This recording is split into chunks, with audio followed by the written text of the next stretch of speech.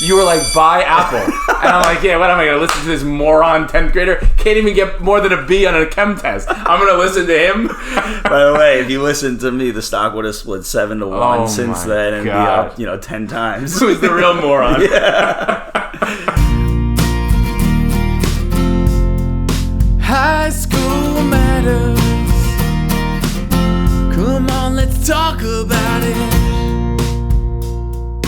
Welcome to High School Matters, the podcast dedicated to conversations that I have with my former high school students.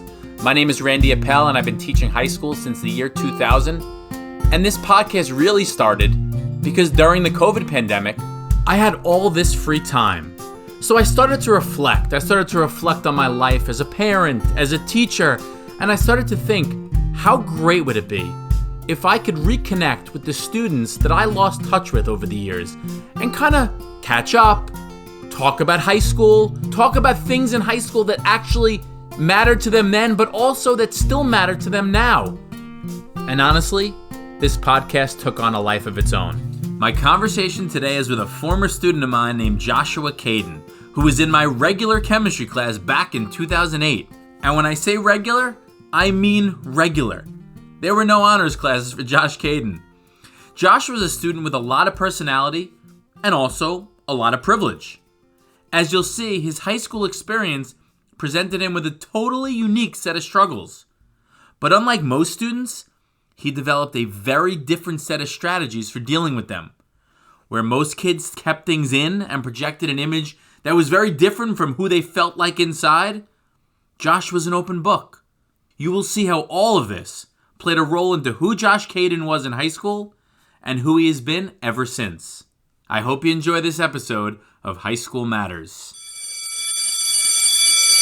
All right, you ready? No. Why not? I have nothing interesting to say, but you seem to believe that you're going to pull something good out of this. Are you excited? Yeah, an opportunity to talk about myself. Yeah. It's fun. So I texted you last night and I said, are you still down? And your response was, I'm not down at all. I'm only doing this for you. Of course. Talk about that. What do you mean? Well, there's not many high school teachers that I still speak with. Actually, there's probably none. Okay. Probably none that I would even say hi to if I saw them on the line of deli on the green. And you're the only teacher that I'm still in touch with. Okay. So when you tell me you're doing something that you're excited about, I'm gonna do it. So this is purely, you're just doing this because you like me? Indulge your hobbies right now. What a guy. It's been a rough COVID for all of us, so. Wow, okay, well, I appreciate that. That's a great intro into where we're headed, which I usually have like an idea of where we're going. For you, what's fun about this today is I literally have no idea where this is gonna go. Neither do I. Yeah. Well, I think there's a couple directions this can go. Oh, of course. Well, I think one thing that's interesting about talking to a teacher is there's a possibility they remember parts of your high school experience that you don't remember. Yes. You and I spent a lot of time together, both in class. You knew my family, you knew my brother. Like, that wasn't that long ago for you relative to your entire life. Right. That's what I remember. Yeah. Like, when I think of Josh Kadden, I think of Josh Kadden in high school, even though we talk. It was more objective for you. You were looking at it from not necessarily afar, but from away. Yeah, no, I got it. Okay, so that's good. One of the things I always felt about you, and we'll talk about high school also, but I always felt like if we were in high school together, you personally, we actually would have been friends. Absolutely. All my friends and you, we were tight. And Zach and his friends. Right. Let's actually talk about the demographics of Great Neck. Okay? Okay. When I was in high school in the 90s. And when you think of like the Long Island Jewish high schools, Great Neck, Roslyn, Jericho, Syosset, Hewlett, right, the South Shore, which is where I went to high school, Hewlett High School. The Kadden family, let's just say, right, is like the prototypical Long Island family. It was. White. It was. Wealthy. Yes. Jewish. All the opportunities. Like people moved to Long Island to give their kids these opportunities. And here you are in Great Neck at a time where, frankly, there weren't that many white, Jewish, wealthy families. There were Persian Jewish wealthy families, Persian non-Jewish wealthy families, Russians, Israelis. That's an interesting dynamic in and of itself, right? Do you feel that? Yeah, I mean, I'm very fortunate that my best friends today are the same best friends I've had since pretty much preschool. Oh, is that right? It's a crew of 12 of us, or whatever the number is. Of that 12, 2 or 3 of us are white Ashkenazi Jews. Yeah. The rest are all Sephardic Jews. They're all Persian. Okay. And it was an amazing... I'm so fortunate that I've had that experience. At the time in high school, including my high school friends, they all complained about it. They're like, oh, we have Shabbat Friday night. We have, all the obligations of being a Persian in Great Neck. And looking back at it, they love it now more than they ever did. And we do as well. The weddings, the big parties, the entrepreneurial nature of the immigrant's life. I'm not saying it's the most diverse group of people, but having that as the core of where I grew up and the culture, I mean, I'm beyond grateful for it. I just had an interesting conversation with a Persian girl about how I was very envious of the Persian culture. Did you? But at the time, no one was. It was like wine. It aged with time. It got better with time. Like, I have to eat the Persian food. I have to, But now it's like you go to other communities and you bring that. It's called chos in Persian. Look at you, this white Ashkenazi Jew talking Farsi. And you carry it with you wherever you go. So you think you were influenced by that? Absolutely. How? Tell me the positive aspects of how you were influenced by that Persian community. Let's take career paths, for example. So my non-Great Neck friends and my Great Neck friends. I've been very blessed and fortunate. I've got very ambitious people of all types around me in my life, and that drives me. And when you say non-Great Neck, you mean college? It could be college. It could be other friends from other towns. Right, okay, exactly. Got it. And so I would say the Great Neck way is whatever it takes. Taking bigger risk, more zigzag, non-linear path to that moment. Thinking, at the dinner table, should we just brainstorming in a way that you can't teach in a textbook. Got it. And I think the non-Great Neck way is pay the dues. Maybe it's a couple years in banking, a couple years in private equity, going to law school, going to a business school. And there's no way that's better than the other. But I think the Great Neck way is just accelerated. It's just you want instant gratification, and there's a different path there. So obviously in terms of career paths, that's an easy way to kind of like, okay, those are two totally different ways. Ultimately, you're going to get to the same end result, success. Exactly. Did that come up in day-to-day stuff? It's like the people at the on the highway that wait online to get off the exit. I always make fun of those people. Right? Yeah, exactly. I grew up thinking, who is going to wait on that line? Who's going to pay a change fee at Delta? Not anyone that grew up in Great Neck. Wow. That's so interesting. And that's, I think, the culture that I grew up with and I take with me every day. It's funny. My current friends right now joke with me about that very thing. If they need to get out of paying a change fee on an airline, I call You're a schmuck for them. if you pay for a change fee. No, but what's interesting though is I think I've always been like that, but it's a Great Neck thing. I always wondered why I fit into Great Neck so well. And again, you're talking about a stupid thing like a change fee in Great Neck. It's not stupid. No, but it's so core to how you live your life. Yes. You go to a restaurant and they're like, we're busy, you can't come in. My mom is having us sit in 5 minutes. Right. That's where I grew up. She knows their kid's name, when their kid's birthday was, and next thing I know, we're sitting. And my friends are all the same way.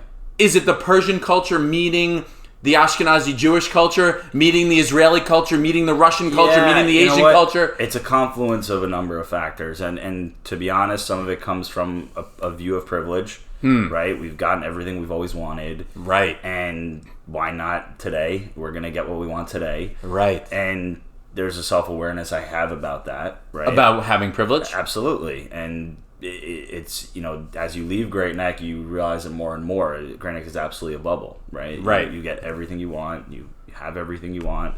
Huh.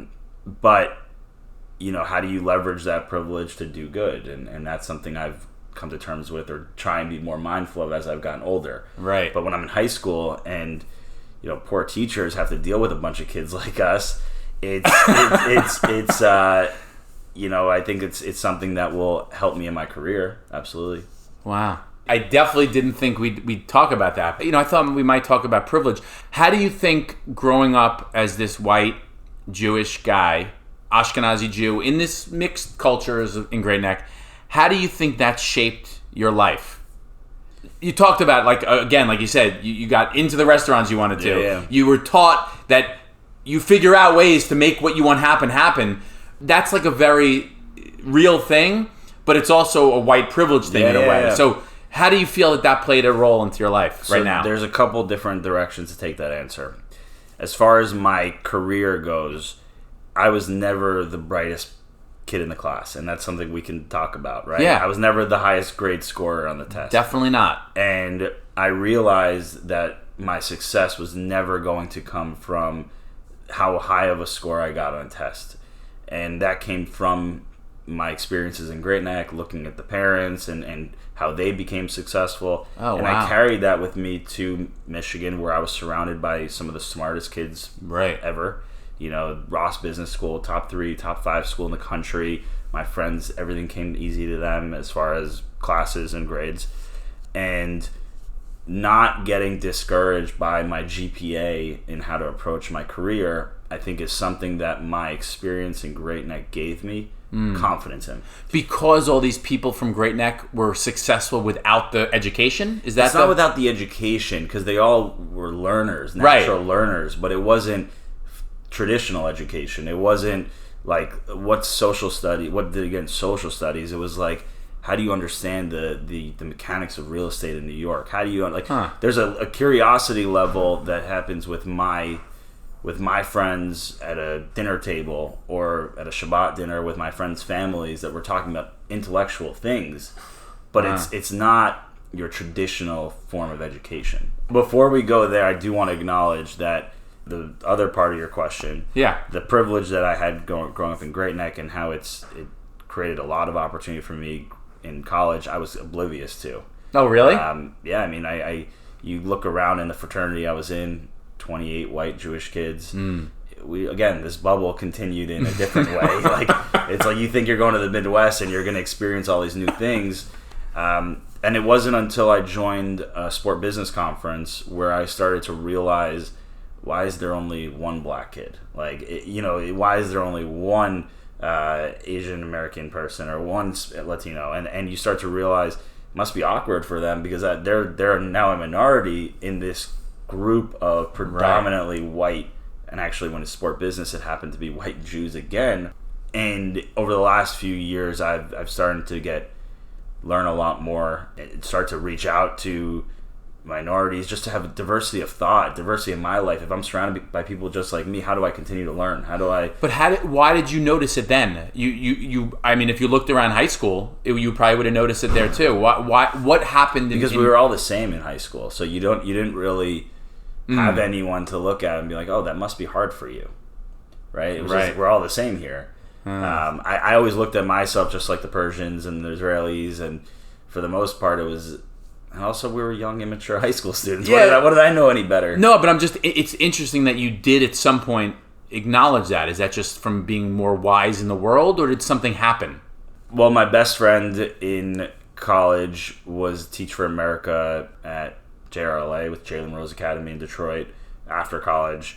So we started bringing his students to the conference for a couple of years, and just started learning more through him and what he saw from his vantage point, and realizing like there is a lot of inequity. And it sounds so ignorant to say like, of course there is, but what do we know when we grew up in Great Neck? I actually had one experience which was incredible. I started a company during college and for a year after did it, and went to Ferguson, St. Louis to onboard a taxi company. It was a taxi dispatch software company. And the fleet was owned by a couple, and it was a 50-car fleet, multi-generational family, black family, and the wife was, I'll take you to the airport on your way out. And she took me to East Ferguson on the way to the airport, and there was a killing there a few years ago. Prior to that, when that was, it must have been 5-6 years ago. And she's like, you see the difference between East Ferguson and West Ferguson. There's no sidewalks in East Ferguson. There's a rundown firehouse, whereas in West Ferguson you have a pristine brick firehouse. Like, it was so obvious. And I was like, oh, this is what happens when you leave Great Neck. Your eyes, you start to see shit. Right. You never know when people, because Great Neck is a bubble. Absolutely. But high school in many ways is a bubble. Let me talk a little bit about, because you mentioned that you were curious, my snapshot of you in high school. Yes. Because I have a few memories of high school. Oh my God, I would love to. You mentioned that you were not smart. Oh, and actually, you know how hard it was for me. You didn't say you were not smart. You correctly said you didn't do as well in school as others. There's a very big difference. Because one of the things I always remembered about you is you didn't, you'd in my class, you'd get 80s on tests. Yeah. Like, you were never like the high grade. No. You were never the low grade, but you were never the high grade. But I never, I look at kids and I never worried about where you'd end up in life, if that makes sense. Yeah. So that was one of the things I remember. One of the things I remembered about you. Another thing is you were a little chubby. I was. Right? You weren't fat, Yep. but you were definitely overweight. Yep. And, you looked, when I think back to the Josh Kadden of high school, I know it sounds like so cliche, but you were like the Pillsbury Doughboy. Right? Like, you literally looked, you had that body. Like, my eating habits reflected that, too. Oh, is that, so, okay. Me and you at Deli on the Green, chicken cutlets, spicy mayo, milk and Mott's. Like, we'd be eating these heroes like 5 times a week. But now I look at you, and you're as thin as me. Yep. Or thinner. Well, even. This is a COVID thing. Oh, it's a COVID thing? No, but so, how did that play a role in your life? Well, I think I had a couple things working against me. I had a lot that was working for me, so Okay. I'm not going to create this big pity party. But I grew up with epilepsy. Oh, right, okay. I grew up with learning disabilities that Okay. I discovered in 5th grade. Wow. And then the weight. The confluence of those 3 factors influenced who I am today, but also changed my ability to participate in a lot in high school and subsequently college. Okay, so let's just stop for a second. Am I an easy interviewee? Now you're freaking easy as hell. Yeah, this is great. Wait, so you had epilepsy. Yes. You still do. You had learning disabilities. Yep, still do. And you had a weight issue, Yes. which you still don't. Yes. Okay.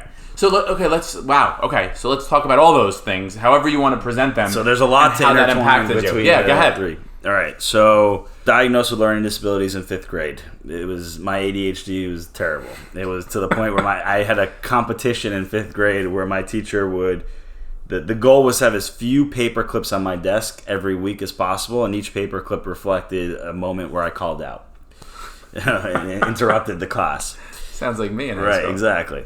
So in middle school, that's where it started to heat up. The classes start getting a little bit harder, and my parents' goal was to give me a toolbox to really equip myself with the tools to handle the changing academic environment. At the same time, I wasn't able to participate in a lot of the sports that my friends were because of the epilepsy. So I wanted to be on football. That was a no-go. Did it for 1 season. My parents were not happy about it, and that was the last time I was able to participate. So for them, their biggest priority as parents was, how do we give this kid confidence? How do we make him comfortable with who he is when he's got epilepsy and he's got learning disabilities and he's a little fat? Okay. And one of the tactics my parents took, and I've never really vocalized this to them, was my mom was very open about all of these things. Everyone in the town knew about Josh's ADHD, and everyone. Oh, really? Everyone knew about Josh's epilepsy. Oh, wow. And at the time, I probably was like, it's a little weird. Why are you telling everyone? And looking back at it, she normalized those things to me in a way that was like, that's just, it's like I have 2 feet, I have ADHD. It's like so ingrained, and it's like, it's not like a thing. So, so you think that was intentional by your mom? I don't know how intentional it was, but it was a good thing. It was a good thing. Okay. Yeah. At the time, it wasn't though. You said, were you embarrassed by it? Probably embarrassed. I don't remember, but I don't even think so. I think it was just like the way it was communicated to me that you have these learning disabilities was just like, oh, you just have to wear glasses. It's just another thing you need. Some handicap that you overcome with something, whether it's a pill or tutors or whatever it was. Ah. But anyway, confidence was always a big concern for my parents. Turns out when you're the fat kid, you have to rely on your personality. You're not the good-looking guy that's going to get spoiled by everyone, all the inbounds. Wow. Okay. So I had to really be this rambunctious character, the ridiculous one dancing on the dance floor at bar mitzvahs and such. And so fast forward to high school, that became core of my being. Epilepsy meant I couldn't drink. I couldn't participate in a lot of the new experiments that a lot of my friends were doing. I was able to smoke weed, but was not able to drink. And so, again, another hurdle to fitting in and being like everyone else. Obviously, nobody should be drinking in high school, right? I'm saying it's illegal. As a teacher, I'm just, that's not like... But there's something about the first time you drink with your friends, and the fact that it's illegal is what makes it special. So you couldn't share that and then feel this carefree feeling that you feel when you're drunk. You had to... I mean, there's so much nuance to it, to what I was missing out on. Right. It was it was monumental for my friends and who they are today, those years of getting fucked up. And on the weekends when your parents are out and sneaking around and sneaking back into your house, like all of that I didn't participate in. Wow. So how did that feel? What was that like? I mean, you said you overcame it by being the fun guy, but... So I think going back to the middle school experience and just being given a lot of tools early on, having confidence in who I was allowed me to handle those social situations. I'm a very social person naturally. Yeah. I think being sober has required me to take that to a whole nother level, especially as you enter your post-college dating life and work life and how that plays in. And I'm probably better off for it than most. And we can talk more about that. Yeah. The weight issue and the confidence was never my problem. And it's interesting though. If I came to your house or your apartment right now, and in the back of my mind I'm like, well, I want to talk about this kid who was chubby, who had a learning disability and who had epilepsy and had a medical condition that prevented him from doing things, you'd think that would lead to no or lack of confidence. Yeah, I think that was my parents' concern always. And again, I don't remember like my emotional state when I was in 9th grade. Maybe you could tell me. Maybe I was really insecure. I don't remember that being a thing for me.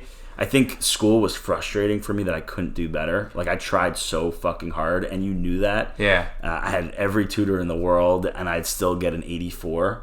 And then I'd have friends roll up to the test, and Mark would get a 97. Well, you had smart friends, too. No, you know what I do remember is we'd be sitting maybe at extra help in my class or whatever, and we'd be sitting there, like, going over, like, a chemistry concept in my office. And you would make a joke about how we both have ADD and how we're never going to get anything done. Yeah.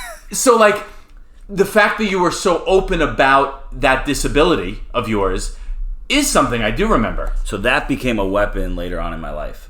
And that's what I started to realize, especially in college. My ability to communicate about my disabilities or the tides that pushed me back. Or any shortcomings. Yeah, or any shortcoming became a complete weapon. Wow. And you start getting older and you realize everyone has their own shortcomings, but the one thing no one has is the confidence to talk about it. Wow. And so my relationships in college, new relationships and post-college, are so much more genuine than maybe some others that started at the same time frame because I'm an open book. And it's because of that confidence, and it's because of, How significant do you think it was? Again, we've talked a lot about privilege, but, okay, so you were able to pay for tutors, no concern at all, zero. Insanely lucky. Right?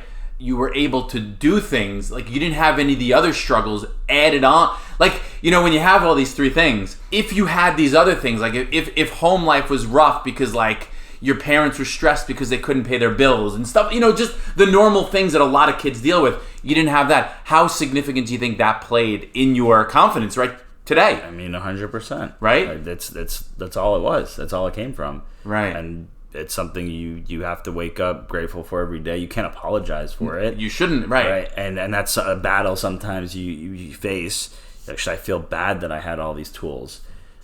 But I did, and here we are. And what do the most I can do is give back in the sense of I spend a lot of time with younger kids in similar situations. There was a student, with, I don't know if it was autism or he had to be escorted by one of the football coaches because he would have episodes that became sort of violent in high school.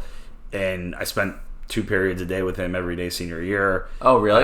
Yeah. Volunteering? Yeah. Teaching him computers, play basketball. And so the most I can do instead of apologize for what I had was to at least pay it forward and use my confidence to work with other students that may be going through something similar. Wow. I mean, that's a great lesson because, you shouldn't be apologizing. Why would anyone apologize for? Everybody wants what you had. Yep. And if you apologize for it, then you don't have it. Yep. But you have to be a giver. Right. Well, that's the thing. You decided to use it positively. That's great. It's funny you brought up computers, because one of the other things I remember about you, and I'm looking at a picture of Steve Jobs literally staring at me on your wall right now. You were the guy that always, I mean, this probably comes to your privilege in a way, but a lot of people have privilege, and I don't remember this about them. You had every Apple product before anyone else had any Apple product. Facts. That is a fact. Proud shareholder since 2004. Oh, is that right? Yeah. Your stock went up. That's it. A little bit. I actually remember you telling me to buy Apple stock in high school. Don't you wish you did? Oh my God, that's so funny. I didn't remember that until you just said stockholder. You were like, buy Apple. And I'm like, what am I going to listen to this moron 10th grader? Can't even get more than a B on a chem test. I'm going to listen to him. By the way, if you listened to me, the stock would have split 7-1 since then and God. Be up 10 times. Who's the real moron? The Apple story is very core to my being. Yeah. In many ways. It started with coming in second place at the Long Island stock market game in 5th grade with Brandon Sassooni. Oh, wow. He and I put all of our fake money into Apple because of the colorful iPod minis. Oh, wow. Said to my dad, why don't we, I would love to put a few dollars into this now and start understanding what compounding means. And 20 years later, he's holding on to something like that. Followed every Steve Jobs keynote. Listening to the announcements. My grandma gave me her old iBook G4 as my first Mac computer. And then I just became Dr. Apple. Literally, family friends would call me to come fix their computer. Wow. And say, can you come, set up our home network? And Ronnie Horowitz helped me incorporate this company called Great Neck Technology. Really? Yeah, I made a website for it. Oh, I didn't know this. Okay. And I started going around to houses all over Great Neck and charging $40 an hour to fix computers. Now, I think part of that became, these older people wanting to just hang out with someone young and paying me to do so. No, but in all seriousness, this was like what jump-started some of my entrepreneurial and business nature. Sounds like I've got a skill set. I can provide a service. Let's charge for it. And so, I think that's where I started to channel some of my energy where I was like, I can't get this A on this chem test, but I'm going to make money after school selling my services. Wow. It sounds like a lot of the things what you're talking about is such important life skills. Seeing the challenges that you face, seeing the privileges that you face, and just figuring out a way to make them more positive for you and the people around you. Yep. So that's great. Yep. And all of those skill sets enabled me to navigate the crazy culture of Michigan. Wow. Something else came to mind when you were talking about doing well in school. And, we'll talk as much or as little as you want to talk about it. But one of the things about growing up with siblings is you're always judged by your siblings, in a way, even though you don't want to be. Your older brother, I think I had your brother 3 years. I had him bio, chem, and AP chem. Yep. Okay? And he was very smart. Very smart. And he was not just smart, he was, in some ways like you, street smart, but he also had something you didn't have. He was the kid that didn't study and would show up for get a 97. 100%. That's not me. No, I know, but it's funny when you think about that pressure. People are always comparing them. It's like your parents. I'm sure your parents did a good job of not doing this, but it's just natural. Like even me, when I probably first met you, I'm probably like, oh, I have Josh Kadden. I had Zach. There's expectations. This kid must be freaking brilliant, and he's fun, and he's street smart, and then. You were all those things. You just didn't get the A's that, you had to work a lot harder. So I think about that. And then I also think about the fact that Zach was also, he had a reputation in school. Yep. So did that play a role in your high school life? Oh, completely. And, going back again to the parents, they held me to a different standard than they held Daniel and Zach. They didn't put pressure on me for academics. They provided me with a lot of support.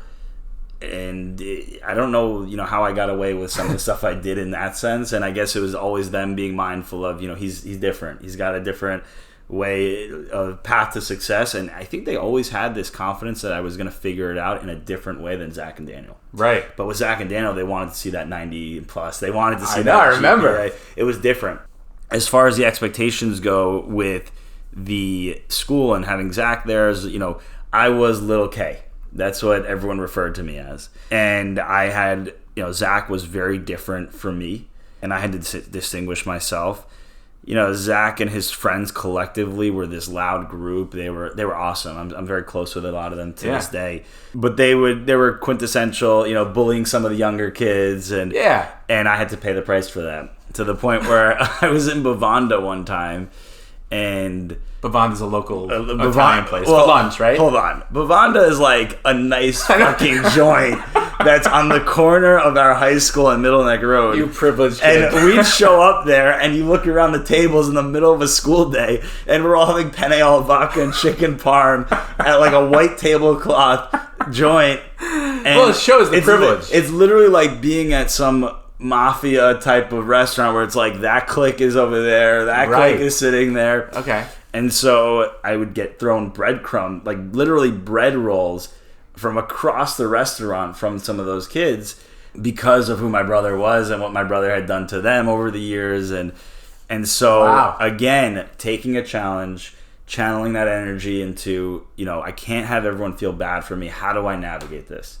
And so all the things that we talked about middle school, it just enabled me to navigate these waters. I interviewed a kid named Dave Nowinski, who of course you know. Dave was my security for a period of time. Oh, is that right? Dave's an interesting character. Yeah. So one of your brother's friends, Andrew Wattman, who's now Andrew Watt, just won a Grammy. He's a producer in LA. He's like probably in many ways the most famous Great Neck student currently.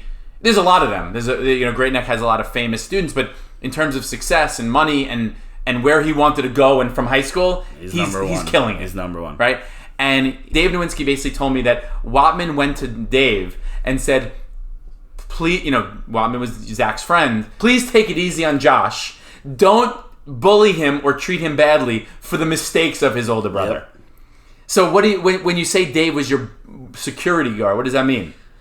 So I knew the deck of cards that had been dealt. Okay. Right? Zach and his friends, I don't want to make too much about Zach individually, but Zach and his friends lived a good life in high school, threw the best parties, but at the same time they were, they bullied some of the younger kids, right? Like any other group does. Yeah. And so as the younger brother, this is a great opportunity to pay it forward, right? So I had to prove to everyone, I couldn't just say I'm not like my brother. Like I had to prove that I provide value too. I'm a cool dude. I could hang and I am different, and I can come through when you need me to. You got to prove value, and so I started hanging out with Dave. I started, hanging out with all of their girlfriends in that crew. Started smoking weed with them on Wednesday nights. Just started building relationships with that group. In any way I could. How much older were these kids? Just a year older. Oh, 1 year older. Yeah. And there were times when, at parties, things would get a little heated with me and some of those kids, and Dave would have to get in between it and be like, he'd turn to his friends in this very authoritative way, back the fuck away. He did that. Yeah, and it's just so funny. We all thought we were in some gang where someone's word is Yeah, but it's interesting because he talks about this gang. I mean, they were called the Cabanians.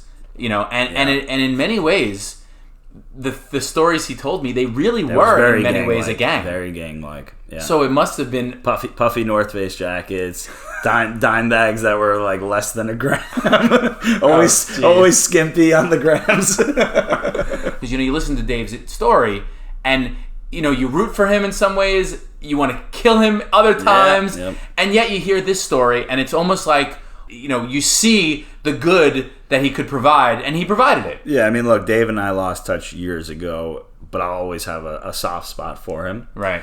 He was very helpful for me in high school. And, he's another example of, we all come from this privileged community, but we've all got our shit. Yeah, exactly. Things aren't so rosy all the time, right? Right. So Dave's been to hell and back in a number of ways, and I try not to hold anything against people that have that. Yeah, no. It's nice to hear that he provided that for you, because when he told me that story about Watman reaching out to him, I love that story. I didn't know what it meant, but now I see. So okay, so you had to deal with this pressure of being this younger brother, this kid. You overcame that by being personable. You overcame that by befriending the right people. Yeah, you got to befriend your enemies sometimes. So that was your social aspect. Yep. And because of your parents, you think that's why... Is that why when we sit in Extra Help, you tell me about your severe ADD instead of like, were you embarrassed that you couldn't understand stuff? Or was it... how did that play a role? Why did I know about that in Extra Help? I think maybe I was looking for an excuse why I didn't understand things, right? Or... I don't know. It just became... I'm someone that's very open. I'm an open book, and it's, it's affected better and worse my relationships thereafter. Right. Not everyone is that open, and so I get frustrated. I'm like, why aren't you telling me about your deepest, darkest secrets? Not just about secrets, but just I think there's a level of introspection and self-awareness that came from my years of dealing with tutors and academic coaches, and I was never in formal therapy. In middle school, I did a couple sessions for anger management, which anger management. Yeah, we just did Connect 4. I called my grandpa a douchebag or something, and my mom's like, "You're going to therapy." Oh, really? Yeah. But that was the extent of it. But always a very introspective person, and so I guess. I don't know. It came up in Extra Help. Yeah. I don't know. Did you have anger issues? No, I don't think so. I'm a very calm person. Yeah, I don't think of you as a guy that's angry at all. No. In fact, maybe too calm sometimes. Too calm, right? Let's talk about your epilepsy. Okay. So that was when were you diagnosed with epilepsy? How'd you know? When was your first seizure? My first seizure was a little bit after my first birthday, I believe. Oh, yeah. Young. Yeah, I can only imagine what my parents were going through. Of course, yeah. You don't know what this is going to lead to. Is this going to be a seizure every day kind of kid? Right. You don't know anything. Anyway, seizures became something that happened, from 0 to 10 years old, something that happened maybe once a year, maybe twice a year sometimes. And then as I got older, it became less frequent. I had one in 8th grade. And in the gymnasium in Great Neck North Middle. And then I went completely seizure-free from 8th grade till senior year of high school.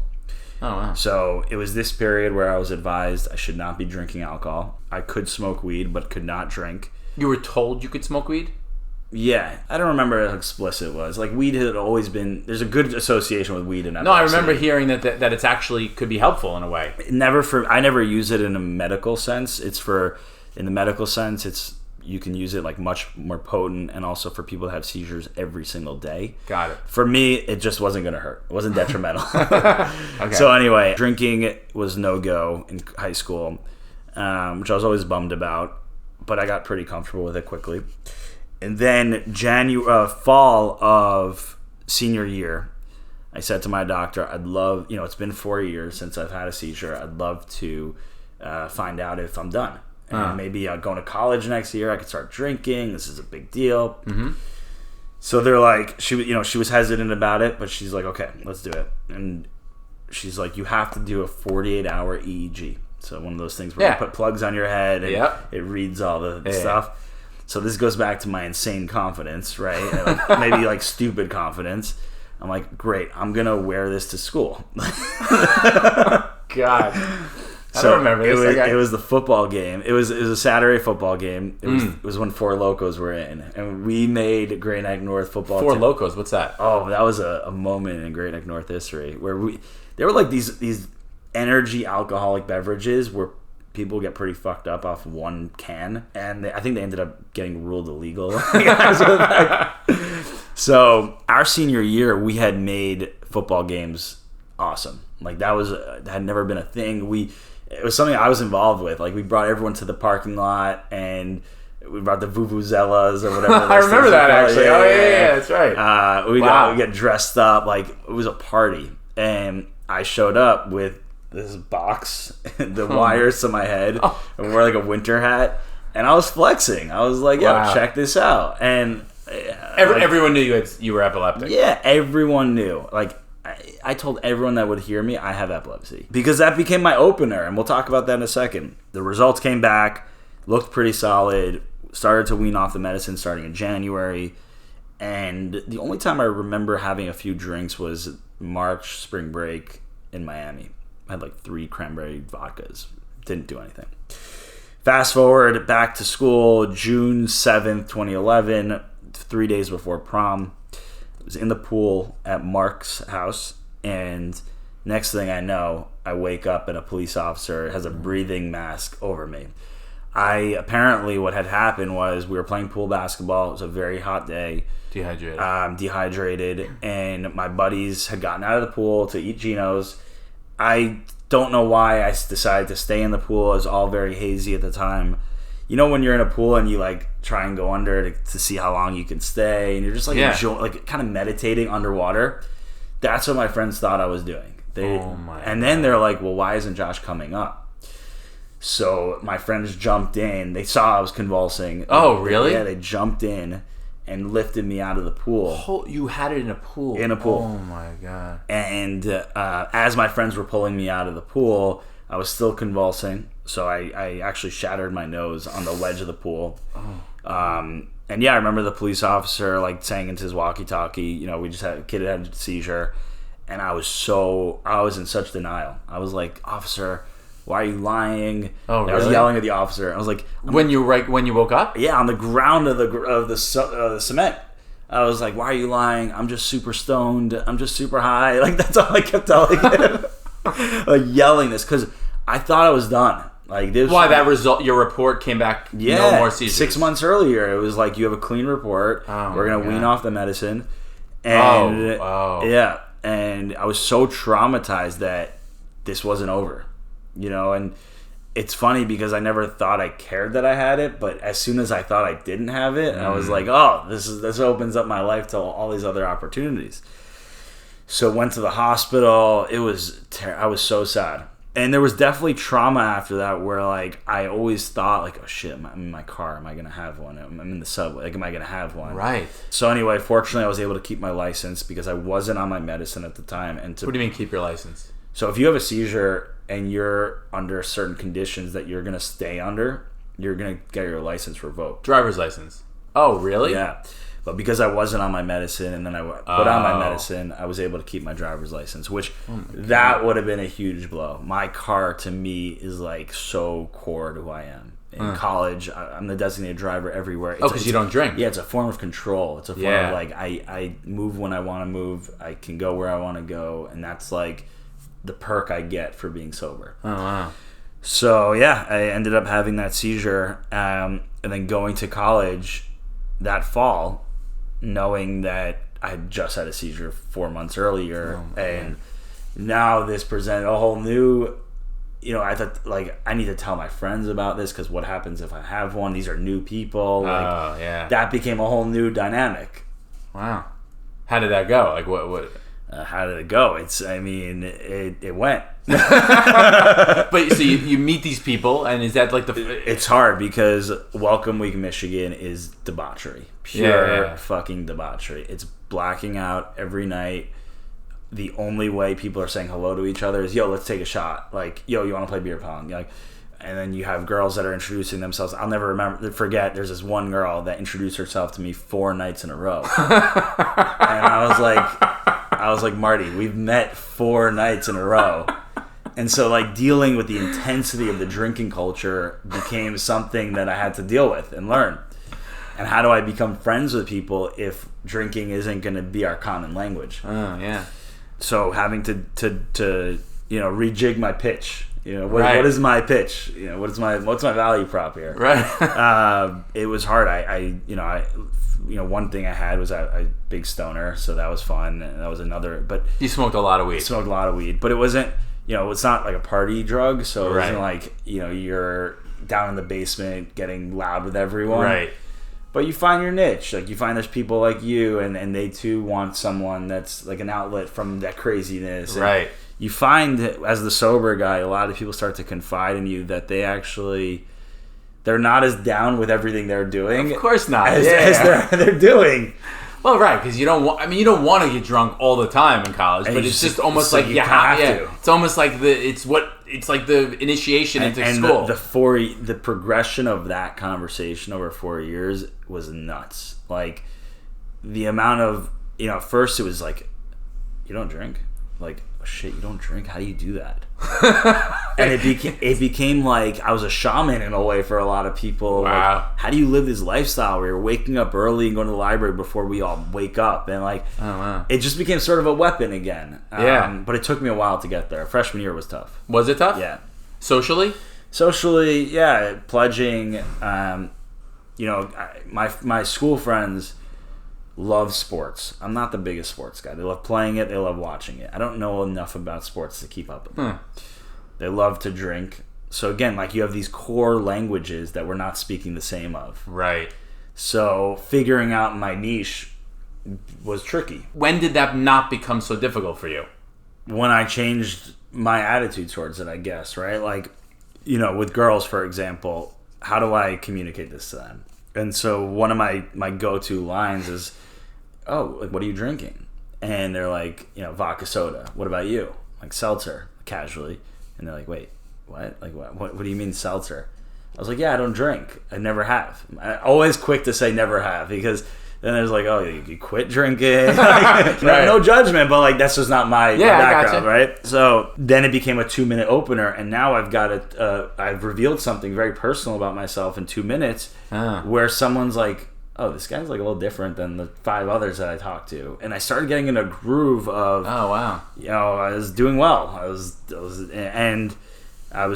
again very social. I was the social sober guy, which was a little bit of a branding thing, right? And it got to a point where, like, at Skeeps, a lot of people knew I was the sober guy. Like, oh, wow. Oh, you're drinking water? Like, and they knew my attitude towards it. I was so open about it. And just, it became my own weapon instead of, people like, I don't know how you do this. I'm like, what do you mean you don't know? Like, if I was depressed about it, I would hate my life. Right, like, yeah. What do I do? Cry about it all the time? So you don't drink now? Don't drink at all. So the only time you ever drank was at high school? Those three drinks? I mean, my friends would be like, oh, taste this wine. Oh, that's it. Yeah, it's not like I'm allergic to alcohol. No, I get it. It's just like if I got fucked up, then there's a greater chance of having a seizure. Are you still on seizure medication right now? Yeah. Again, it's another example of you using your not trauma, because that's like too harsh, but using your weakness to turn it into something positive. Yep. That's great. And that extended again into business, and I look back at all these things, the learning disabilities, the medical, the weight, like it gave me a toolbox early on. Yeah. That's enabling me now in my career to be super dynamic. Whereas if everything came so easy to me forever, I never had to like work out these muscles. Right. Then like when life actually starts to go crazy with COVID, unpredictable, job changing, I wouldn't be able to handle it. All right, so let's talk about what are you doing now? I'm 5 weeks into a new job. I work for a company called AlphaSense. Okay. High growth technology company, startup in New York. So you kept the tech. Always tech. I'm not leaving tech. Okay. Everything about Great Neck, I'm still through and through. I'm not leaving tech. But it came back to Apple, even in a way. It came back to Apple. Okay, cool. So tell me. So it's a market intelligence platform, competitive intelligence. It's big, large corporate companies use our tool to better understand what's being said about their company, what's being said about their competitors, and also the industries they serve. Okay.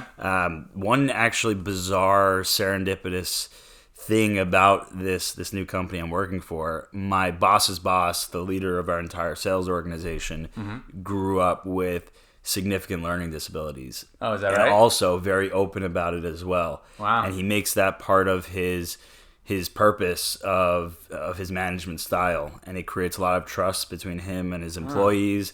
And I see a lot of myself in him, and we haven't gotten to know each other too well yet, but there was definitely like an immediate wow, like this. That's amazing. Yeah, so it really comes full circle. It feels really good, and it gives me confidence that the limitations that he had in a classroom have enabled him to think differently, more creatively, and ultimately have a path towards being a very successful person professionally. That's awesome. So do you feel like you learned anything new today? My favorite theme, if we're gonna, tie it up in like how schooling, not just high school, impacted your life, was that, you faced it's that weird dichotomy between you were this very privileged kid with pretty much, you could have done anything you wanted, but yet that doesn't, that doesn't mean that you had an easy life. Yeah. You had the epilepsy, you had the learning disabilities, you had the pressure of being not as great in school as your older brother, you had the pressure of being bullied by kids that your brother might have bullied their siblings or whatever it is, or even them.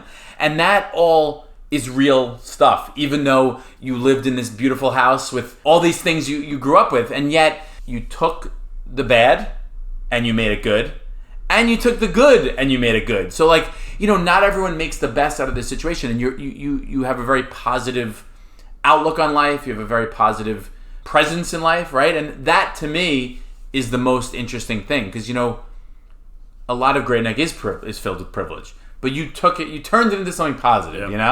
Do you feel like that? Yeah, I like that summary of... Yeah. So I guess the last question is, how did high school matter to you? We just spent 2 hours talking. It is who I am in many ways. It's so evident in everything I do every day, from avoiding Delta change fees to who my best friends are, to how I approach my career and how I communicate with my friends and colleagues. It all started at Great Neck North. Do you think you really would have been a different kid if you didn't live in Great Neck? 100%. I look at all my friends at school. I'm different. Yeah. Very different. I do think the immigrant culture of Great Neck and the richness of the culture, not financial richness, but just the food and the partying and the language, and Arabic or Farsi, I should say, is like a very, it's a beautiful language, and it's then you have other nationalities too represented, Israeli and Russian and Asian. It's what other town do you have that melting pot of it all? And it, again, being mindful that there was a lack of diversity in other ways. Yes. But that edge that comes from that culture is fundamental to who I am. Yeah, I agree, and it's a good way to wrap up, because I do think Great Neck is special, and it's hard to even put your finger on why, but I think you, who doesn't really represent Great Neck anymore, you represented Great Neck back in the 90s when I was in high school, like I said from the very beginning, but yet you, the Kadden family, who would have been the most prototypical family, is now not even the norm. And the fact that you could sit in school and say, because you're not the norm, that is what enriched your high school experience. Yep. That's powerful. Yep. That's great. Well, this is great. So what happens next with this whole? When do I get to interview you? I feel like that should be one of the podcast episodes. There is an interview with me. Who's doing it? A friend of mine from high school. Oh. All right, we'll see where this goes. Good stuff. Josh Kadden. I love it. I hope you enjoyed this episode of High School Matters. I want to thank my guest and former student, Joshua Kadden. If you enjoyed this conversation, please rate and review this show on Apple Podcasts or wherever you listen, and tell all of your friends to rate and review it too. Every positive review helps new listeners find the show, so spread the word and subscribe. I want to see those 5 stars. If you have any questions, suggestions, or comments, send me a DM at hsmatterspod, or you can send me an email the old-fashioned way at hsmatterspod@gmail.com. Also, follow us on social media at the handle hsmatterspod for weekly updates on the podcast, for pictures of me and guests, for pictures of guests from high school, and any other information about the show. High School Matters was created, produced, and edited by yours truly, your host, Randy Appel. Consulting producers are John Fuss and David Friedman. Sound consultant is Peter Lennox. Our music is written and performed by me and is produced by Lee Tepper. High School Matters is, and always has been, a Belston production. 88766 signing off. I hope everyone learned something and enjoyed. This thing you're doing has come up at every dinner, party, hangout that I've had in the last month. Well, I'm sure it must be amazing, actually, for Great Neck North alumni. Yeah. Right? Just forgetting about whether you had me or not. It's sparking a lot of reflection. And sometimes it's not even about the episodes itself. It's more about us just going through the mental hard drive of what was high school. And so when I told everyone, I raised my hand humbly, I'll be on that podcast. They're like, what the fuck do you have to say? You're not that interesting. That's what you thought. So, that's what I thought. And I was like, no, you know what? It was actually pretty therapeutic for myself. Oh, wow. Appel remembered a lot about my life that I didn't remember. Wow. But you start to realize why Great Neck North was so unique and so special, because now 10 years, 15 years later out of high school, I'm sitting at a party or whatever you call it, and you're surrounded by people that you've been with since middle school, elementary school, right? And you have that consistency all the way through. No matter what life events have happened since then, college, people usually separate after college. Like, you look around the table and I'm like, oh my God, this is my crew. These are my best friends since I'm very young. And you try and distill what makes Great Neck different. I think one of the areas in a social and personal element is the community aspect. It sounds cheesy, but all the Persians are family friends, right? So you go to the weddings, you go to the bar mitzvahs, and you also just some weekend Shabbats. The age gap isn't a thing. You've got older brothers hanging out with their friends at the same Shabbat as younger brothers and their friends, and that transcends into everyone's social life as well. So I'm looking around the table, this past weekend, and it's a couple kids, a couple of years older, a couple kids, a couple of years younger, and it's all Great Neck guys, and the memories go deep. So I'd say that the community aspect is very unique coming out of Great Neck North. You think that's because of the families? The family friend aspect, and everyone's family friends. But you think that's because of the Persian community? Yeah, I think that's unique. I think, I had some Michigan girlfriends at this party this weekend, and they were like, wait, I don't understand. Why is he a year older and why is he a year younger? Like, oh, we don't even think of it that way. It's interesting. I had a conversation with this girl from Korea, and one of the things she said is like, because I was like, oh, I thought Great Neck, all classes in Great Neck were, family, like everyone was friends, but, she was trying to make it like about my class. But what she said was, but in Great Neck, everybody knows each other. Yep. And for a foreign student to come over and observe how this Persian community really, and more than just the Persian communities, but the Persian community especially, that kind of sets the tone for Great Neck. There's something about that. I think that's a good way to phrase it. It sets the tone. Yes. And so it's not just them. It sets the tone and an example almost for how everyone coming out of Great Neck operates.